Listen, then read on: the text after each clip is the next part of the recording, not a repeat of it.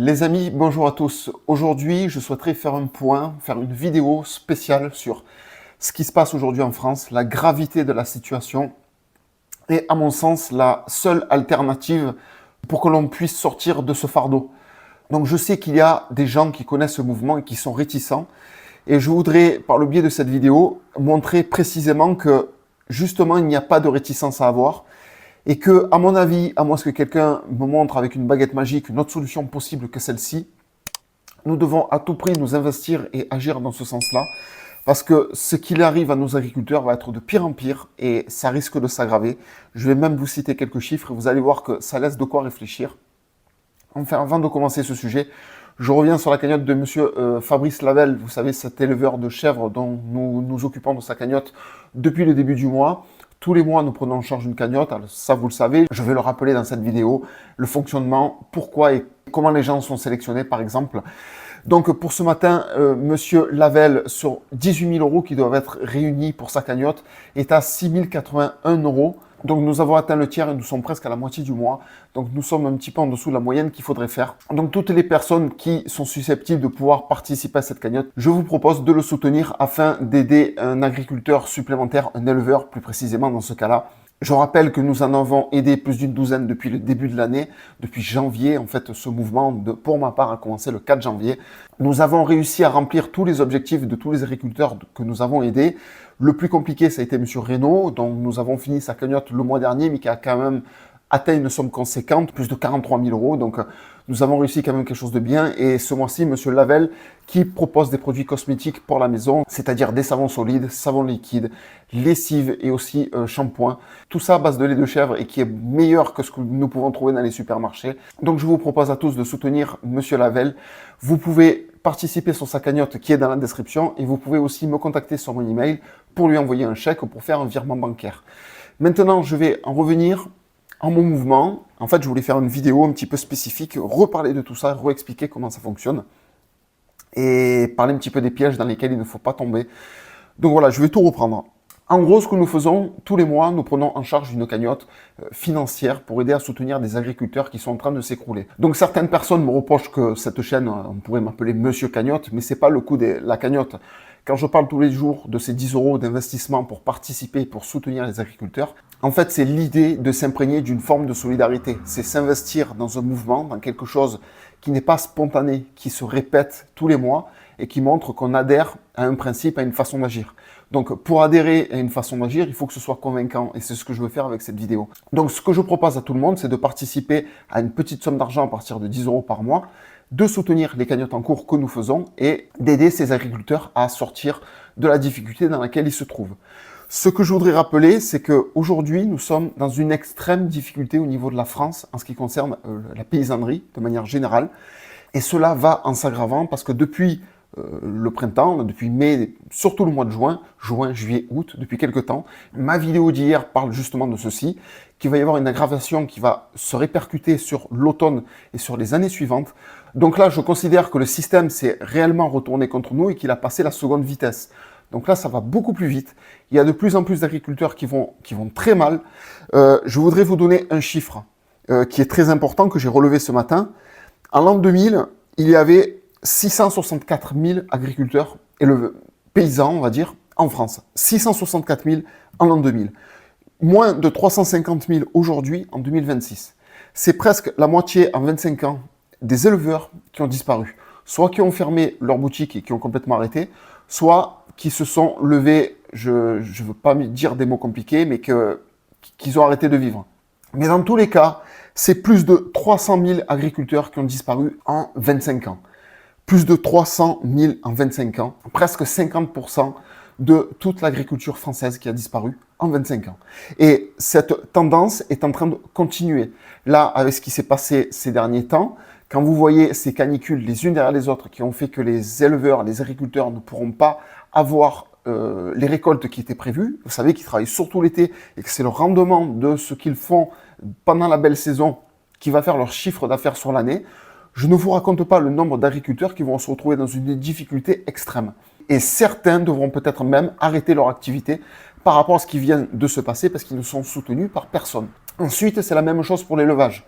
Je vais vous dire quelque chose de tout simple. L'élevage, lorsque vous nourrissez des animaux, il faut acheter du grain, il faut acheter des matières premières, il faut acheter du maïs, par exemple. Vu ce qui s'est passé cet été, le prix du maïs va obligatoirement augmenter. Il y a moins de production, plus de demandes, donc les prix vont coûter de plus en plus cher. Donc pour nourrir des animaux dont le prix est toujours vu à la baisse, on va devoir acheter de la matière première, de la fourniture qui coûte toujours plus cher. Et ça, les agriculteurs ne vont pas y survivre. Les agriculteurs vont subir de plein fouet les prix, et je vous dis que ça va encore plus les effondrer. Je vous donne un exemple, un article que je viens d'avoir ce matin. Canicule jusqu'à 1 million d'œufs en moins chaque jour. Faut-il craindre une pénurie? Donc je vous donne quelques chiffres. Une exposition continue à 32 degrés contre 22 degrés dans les conditions de référence peut entraîner une baisse de production comprise entre 15 et 30% des œufs. Là, on est en train de parler des œufs.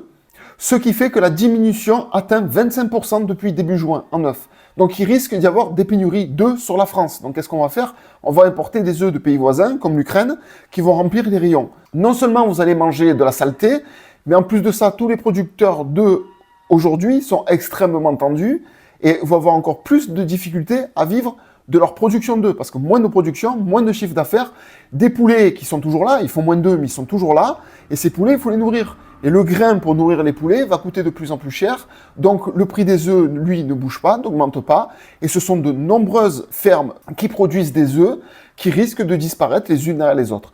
Nous sommes dans un cadre, dans un contexte, où tous les corps de métier de la paysannerie sont en extrême danger et risquent de s'arrêter. Et de ce fait, je considère, c'est là que je vais en venir avec cette vidéo, qu'il y a une possibilité de faire face et de répondre à ce qu'il arrive et que la population, je ne dis pas qu'on va sauver l'agriculture, mais qu'on peut mettre des pansements et protéger les agriculteurs à un certain niveau. Après ça dépend de l'implication de la population. C'est pour ça que j'en fais cette vidéo aujourd'hui. Mais selon notre implication, nous sommes capables de maintenir à peu près à l'équilibre ces personnes-là et de faire en sorte que ces agriculteurs ne s'effondrent pas les uns derrière les autres. Je vais vous expliquer comment moi je vois ce principe-là. En fait, tous les mois, on prépare une cagnotte. Alors là, c'est sûr que c'est léger. Je fais une cagnotte de 18 000 € pour un éleveur de chèvres. Nous avons énormément d'espace-temps pour pouvoir atteindre cette somme. Je ne sais pas si elle sera atteinte. Donc, c'est énormément de temps qui se passe, qui se dilue. Et les événements sont toujours aussi tragiques les uns que les autres. Donc, en fait, c'est tellement long que la plupart des gens vont se dire, mais il n'y a pas de résultat. Et comme je disais hier, le but, c'est de réunir 10 000 personnes qui donneraient 10 €. Vous vous rendez compte? Ou 1000 personnes qui seraient prêtes à donner 100 €. C'est pas grand-chose, en fait. Mais ce qu'il faut comprendre, c'est que derrière ça, ça fait un potentiel de 100 000 € par mois pour aider les agriculteurs. Et des cagnottes de 20 000 € par exemple, avec un chiffre pareil, on pourrait aider 5 agriculteurs par mois, les soutenir pour que ces agriculteurs ne s'écroulent pas. Imaginez des structures beaucoup plus costauds qui auraient des besoins, comme M. Reynaud, la cagnotte que nous avons fait de 50 000 €, nous pourrions combler 2 agriculteurs par mois sur l'année. Ou pourquoi pas un gros agriculteur et 2 ou 3 petites entreprises familiales à côté qui seraient soutenues et qu'on empêcherait d'être détruites, de disparaître. Donc pour que cela fonctionne, comment on fait? Je comprends très bien que beaucoup de personnes sont sceptiques parce que dès qu'on parle d'argent dans le monde où on est aujourd'hui, les gens de suite en recul, ils ont un réflexe où ils pensent à l'escroquerie. Mais en fait, c'est très simple. Le principe est très simple. L'argent, en fait, c'est les donateurs, toutes les personnes qui adhèrent à ce projet. C'est pour ça que je dis que régulièrement, tous les mois, il faudrait verser 10 € pour s'affilier à ce mouvement, en fait. Et cet argent, les gens le détiennent. Les gens, vous ne le donnez pas un tiers. Vous le conservez, c'est vous qui êtes maître de votre argent. Et cet argent, tous les mois, il y a des agriculteurs que l'on va contacter ou qui vont nous contacter et qu'on va dire, voilà, celui-ci a des problèmes, il est en difficulté. Nous allons faire quelques vérifications pour être sûr que cet agriculteur est vraiment dans le rouge et qu'il ne peut pas s'en sortir autrement qu'à l'aide d'une cagnotte. Et à partir de là, on le met en lumière, on le présente sur cette chaîne, il sera présenté sur de nombreux autres supports. Je sais que la chaîne de Sébastien Béraud partage justement les vidéos que je projette. Je sais qu'aussi Belive Indépendant partage aussi. Et aujourd'hui, c'est malheureux, c'est compliqué. Ça qui est bête, c'est qu'il y a très peu de personnes qui partagent aujourd'hui les publications par rapport aux agriculteurs que nous aidons pour essayer de les soutenir et de remplir ces cagnottes. En fait, il faudrait un plus grand nombre pour qu'il y ait une plus grande publicité. Bon, ça sera un autre problème. Mais ce qui est sûr, c'est qu'aujourd'hui, lorsque l'on propose un agriculteur, le maximum de personnes peuvent se joindre derrière nous pour participer, pour aider cet agriculteur. Et si 10 000 personnes sont prêtes à donner 10 €, ce sera de très nombreux agriculteurs tous les mois que nous pourrons aider et soutenir pour ne pas qu'ils s'effondrent. Après, il y en a qui vont me demander, oui, mais c'est vous qui sélectionnez l'agriculteur. Qu'est-ce qui prouve que cet agriculteur, on peut avoir confiance? Qu'est-ce qui prouve que c'est 100% sécurisé? Déjà, un premier point, c'est que ces agriculteurs sont sélectionnés un petit peu partout en France. Et vu la diversité de donateurs qu'il y a aujourd'hui, la répartition dans la France, il est très facile de trouver des gens qui habitent à des distances assez proches et de pouvoir aller vérifier par eux-mêmes et pourquoi pas laisser un commentaire sur la chaîne. Je suis allé rencontrer l'agriculteur, j'ai vu ce qu'il proposait, j'ai vu son activité et donner un petit retour sur cette situation. Je voudrais rappeler aussi que je ne connais absolument pas aucun de tous les agriculteurs que j'ai aidés depuis janvier. Je n'en connais strictement aucun. Je les ai rencontrés au fur et à mesure les uns derrière les autres que nous les avons aidés. Et ça déjà c'est quelque chose d'assez important parce que si l'agriculteur que j'aide, ça serait l'ami de quelqu'un de ma famille ou d'un cousin ou de je sais pas quoi, ça serait compliqué, je considère qu'il y aurait un conflit d'intérêts. Ce n'est absolument pas le cas, je ne connais absolument pas les agriculteurs et ils arrivent les uns derrière les autres.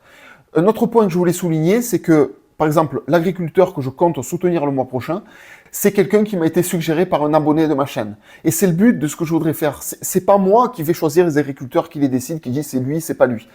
Moi, ce que j'attends de vous, c'est que autour de vous, quand vous rencontrez un agriculteur qui va mal, et je sais très bien que beaucoup d'agriculteurs ne veulent même pas cette aide, parce qu'ils ont une forme d'humilité, ils trouvent que c'est de la charité, et ils ne veulent pas se manifester, ils ne veulent pas venir quémander pour dire, voilà, moi je voudrais qu'on me fasse une cagnotte, je voudrais que l'on m'aide. C'est exactement ce qui m'est arrivé avec l'agriculteur que je vais faire le mois prochain.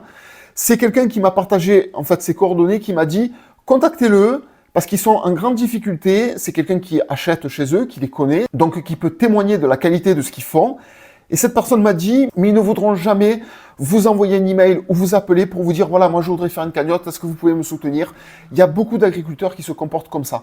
Et moi, ce que j'attends de vous, c'est que justement, vous faites le tour autour de chez vous, et quand vous rencontrez un agriculteur qui est en difficulté, qui va mal, qui vous dit, je ne sais pas comment je vais pouvoir continuer, parce que je n'y arrive plus, l'État est contre moi, nous sommes en train d'être détruits, la canicule a détruit toute ma culture, ou alors elle a fait baisser l'élevage, je n'arrive plus à avoir le rendement, j'ai beaucoup de frais à payer, je vais être obligé de devoir déposer le bilan. C'est là que les gens, les abonnés, doivent intervenir, aller voir ces agriculteurs et vous dites, et leur dire, voilà, moi je suis une chaîne qui propose une aide tous les mois pour les agriculteurs. Je ne vous dis pas obligatoirement de contacter la chaîne, mais est-ce que vous acceptez que je récupère vos coordonnées et que je partage vos coordonnées avec la chaîne? Ce monsieur vous contactera et s'occupera de tout. Et je pense que beaucoup d'agriculteurs accepteront de jouer le jeu si nous procédons comme ça. Et le but de cet agriculteur derrière, c'est que la chaîne soit connue, que tous les adhérents, tous ceux qui participent aujourd'hui soient connus. Sébastien Béraud, Brigitte Bella-Vie Indépendant, et j'espère que beaucoup d'autres nous rejoindront pour soutenir ce que nous faisons. Et en plus, ça fait un petit peu plus de publicité pour montrer aux gens que oui, nous faisons quelque chose de concret pour les agriculteurs et que nous pouvons les soutenir, les aider. Alors, il y a des personnes qui disent, j'ai vu dans le commentaire, qui m'ont dit, de toute façon, ça ne sert à rien, vous ne faites qu'alimenter le système. Alors, j'ai répondu froidement à cette personne, je vous le dis clairement, si nous ne faisons rien, dans 20 ans, il n'y a plus d'agriculture, il n'y a plus rien. Voilà. Là, nous sommes tombés de moitié, donc de 350 000, même si on tombe de moitié, on va tomber à 100 000 dans 20 ans. Donc, si aujourd'hui nous ne prenons pas, nous, la population, les choses entre les mains, eh bien, il y aura obligatoirement une baisse continue des agriculteurs, de la paysannerie telle qu'elle est aujourd'hui, et ça va être un massacre. Il n'y aura strictement plus rien en France. Ou même si demain, les gens se rendent compte que le Mercosur, que les supermarchés, c'est malsain, ça aura tellement été détruit que les gens ne pourront même plus se retourner pour aller acheter sur des petits producteurs locaux et pour changer leur habitude de vie. Nous serons condamnés à consommer les produits qui seront dans les supermarchés. Voilà ce qui est en train de se préparer. Donc, alimenter le système, oui, mais pour l'instant, la seule chose que nous pouvons faire, c'est protéger les agriculteurs qui existent encore et faire en sorte qu'ils ne s'écroulent pas et de les maintenir en vie. Et ça, si je vous dis 10 000 personnes sur 67 millions d'habitants, quand même 10 000 personnes, qu'est-ce que c'est? C'est rien du tout. Si 10 000, 15 000, 20 000 personnes sont prêtes tous les mois à agir pour soutenir ces agriculteurs, nous pouvons les maintenir en vie, malgré tout ce qui est en train de faire le système contre eux. Même si le système fait en sorte que dans certaines régions, des agriculteurs n'ont pas la production, n'ont pas le chiffre d'affaires et qu'ils vont devoir disparaître parce qu'ils sont déjà endettés et les profits de cette année ne sont pas là, nous pouvons, si nous sommes très nombreux, prendre en charge cette année, combler ce déficit que l'agriculteur n'aura pas grâce à une collecte et le maintenir en vie en attendant l'année prochaine qu'il puisse reproduire. Et je vous dis clairement que le système ne pourra pas reproduire ce qui s'est passé cet été tous les ans parce qu'ils ont des projets en cours. Ils ont des data centers, ils ont des panneaux photovoltaïques, ils ont tout un tas de systèmes qui font que la température doit être à peu près correcte malgré tout. Donc ce qui vient d'arriver cet été, pour moi, ne se reproduira pas parce que ce n'est pas viable avec tous les projets qu'aujourd'hui le gouvernement a et qu'il compte, qu'il est en train de préparer pour la France. Donc là, ils ont mis une gifle à l'agriculture française. Nous pouvons, si nous sommes nombreux, que nous nous mobilisons, essayer de sauver le maximum de ces éleveurs, agriculteurs, paysans qui sont en extrême difficulté aujourd'hui. Je vous rappelle simplement tout ce qui s'est fait. Des canicules répétées, des giboulées de grêle gros comme des balles de ping-pong, des maladies même dans l'eau des rivières qui ne sont absolument pas graves pour l'homme, il n'y a aucune conséquence, mais qui obligent certains viticulteurs, je l'ai vu dans une vidéo récente qui est sur YouTube, à complètement arrêter leur exploitation pour cette année. C'est-à-dire tout ce qu'ils ont fait, ça tombe tout à l'eau et c'est terminé. Ils ont été obligés de licencier des employés et ils ne pourront plus continuer leur activité. Ces gens-là, si on me donne nos coordonnées, que je les contacte et qu'on organise une collecte, quelque chose pour les maintenir en condition et qu'ils puissent passer l'année pour reprendre leur activité l'année prochaine, tout reprendre à zéro, sachant qu'ils sont soutenus par la population, c'est un plan d'avenir. Et certains me disent, oui, vous allez alimenter le système, donc l'argent va repartir à l'État. Mais ce que je propose de développer, c'est justement du direct entre agriculteurs et particuliers. Le direct fait que l'agriculteur gère ses finances, gère son travail de la manière qu'il veut. Il peut vendre 500 grammes, 1 kilo. Comment allez-vous savoir la différence de ce qu'un particulier est venu acheter à un agriculteur? Comment pouvez-vous savoir s'il a payé 3 euros, 5 euros, 7 euros le kilo de ce qu'il a acheté? En fait, l'agriculteur en présentiel avec les gens, il fait ce qu'il veut. Et ça, c'est notre force. Nous sommes capables, personnellement, entre nous, comme il n'y a pas d'intermédiaire, il n'y a pas de marché décidé à l'avance, nous nous retrouvons physiquement et nous décidons nous-mêmes de la qualité des produits et du prix de ces produits que nous voulons acheter. Et ça, l'État ne peut pas mettre son nez dedans. Et je le répète, c'est notre dernière porte de sortie. Si, avec ce qui va arriver cet automne, avec ce qui se prépare dans les mois à venir, et l'année prochaine qui va devenir catastrophique avec des agriculteurs qui vont s'écrouler les uns derrière les autres, si aujourd'hui la population ne se met pas en marche vers un modèle d'aide structuré et qui maintient efficacement les agriculteurs en vie, si nous n'élaborons pas un tel projet, c'est plus 350 000 agriculteurs qu'il va y avoir aujourd'hui en France, ça va être, dans quelques années, ça va être la moitié. Donc il faut vraiment réfléchir à ces idées-là. Investir 10 euros par mois pour soutenir quelque chose qui est primordial pour la nation, franchement, réfléchissez-y et dites-vous si ça en vaut pas la peine. De toute façon, vous savez que lorsque l'on prend en charge un agriculteur, à chaque fois que vous me contactez pour l'aider, vous avez son adresse, vous avez son téléphone, vous avez ses coordonnées. Vous pouvez vous rendre sur sa ferme, vous pouvez acheter directement des produits, vous pouvez discuter avec eux. Et en plus, tous les mois, on fait des vidéos exprès pour expliquer leur situation et dans quel état ils se trouvent. Il ne peut pas y avoir plus transparent que ça, surtout que tout l'argent, même si les sommes sont gigantesques, tout l'argent reste entre vos mains. Il passe de vos mains vers l'agriculteur. Il n'y a strictement aucun risque d'arnaque ou de manipulation. C'est ça qu'il faut comprendre et surtout ce dont je suis en train de vous parler est vital pour l'avenir de la France. Je vous le dis clairement, c'est vital. Alors donc oui, je me mets en avant avec ma chaîne, c'est moi qui présente les agriculteurs, mais ces agriculteurs proviennent bien souvent des personnes parmi vous qui me contactaient par email et qui me disent voilà, moi je connais cet agriculteur, il est en difficulté, je vous donne son nom, son prénom, son téléphone, son email et moi je m'occupe du reste, c'est moi qui le contacte. Et derrière ça, s'il est OK, si c'est bon pour lui, bien souvent, quand il risque de disparaître, je vous garantis qu'ils sont d'accord pour que nous faisions cette aide. Eh bien, nous préparons ces cagnottes et nous prenons en charge cet agriculteur. Je le répète encore, c'est ce qui va se passer avec l'agriculteur du mois de septembre. C'est quelqu'un qui m'a contacté, c'est une entreprise en grande difficulté. C'est une entreprise qui est aussi sur les réseaux sociaux, donc vous pouvez vérifier par vous-même la véracité de tout ce que je vais dire, qu'ils existent bien, les produits qu'ils proposent. Nous allons revenir dans de l'alimentaire le mois prochain. Mais pour montrer l'exemple et pour montrer la crédibilité de ce que nous faisons ce mois-ci, il faut vraiment compléter cette cagnotte de Monsieur Lavelle, montrer que nous sommes nombreux, que nous sommes capables de remplir des cagnottes. Et vous verrez que les agriculteurs accepteront encore plus qu'on les contacte et qu'on puisse faire des cagnottes pour eux. Parce que si à la fin du mois, on remplit 8 000 euros de cagnottes, il y en a beaucoup qui vont se dire bah, ça vaut pas la peine ce qu'on fait. Ce qu'il fait, c'est bon, c'est trop petit, ça marche pas, c'est pas ça qui va me sauver. Par contre, si on remplit des 15 000 euros en 4-5 jours, là, l'agriculteur va commencer à se poser des questions. Il va se dire, peut-être qu'ils pourront me sauver. Et peut-être qu'il y a un espoir derrière ça. Je voulais terminer, dernier point, avec le principe, comme j'ai pu déjà le voir, certains autres médias qui souhaiteraient peut-être faire des cagnottes parallèles, ouvrir des cagnottes pour d'autres agriculteurs pendant ce temps. Et j'ai relevé un argument qui était, vous savez, il y a tellement d'agriculteurs à aider qu'il n'y a pas de raison de s'inquiéter qu'il y ait des concurrences sur les cagnottes parce qu'ils ont tous besoin d'aide. Je suis d'accord qu'il y a énormément d'agriculteurs à aider, que nous devons tous les aider et qu'il faut au maximum de ces agriculteurs, les uns derrière les autres, le plus vite possible remplir ces cagnottes. Mais le problème, c'est pas le nombre d'agriculteurs. Aujourd'hui, le problème, c'est le nombre de personnes qui sont prêtes à donner pour ces agriculteurs. Le nombre est assez restreint et si demain, deux médias différents créent ce système des cagnottes, dont j'ai été le premier avec Sébastien Béraud, nous avons été le premier. Début janvier, c'était un truc de dingue. J'ai proposé d'aider les agriculteurs sur les cagnottes. Et quelques jours après, Sébastien Béraud a fait une vidéo pour Julien qui était dans une difficulté noire extrême. Il était limite au point de sauter la vie. Je sais qu'il y avait de très gros risques à cette époque-là. Juste quand je souhaitais me lancer dans ce projet-là, suite à ce qui s'était passé en décembre avec le mouvement des agriculteurs qui était monté à Paris, c'est là que Sébastien Béraud est arrivé avec cette première aide pour Julien qui aujourd'hui est sauvé. Julien a une activité pérenne, il est en train de se battre, il a une double activité parce qu'il n'arrive pas à vivre uniquement de ce travail-là, mais il existe encore et c'est un paysan qui est toujours en activité. Voilà ce que nous avons réussi à faire et voilà le but de ce que nous voulons faire encore dans le temps.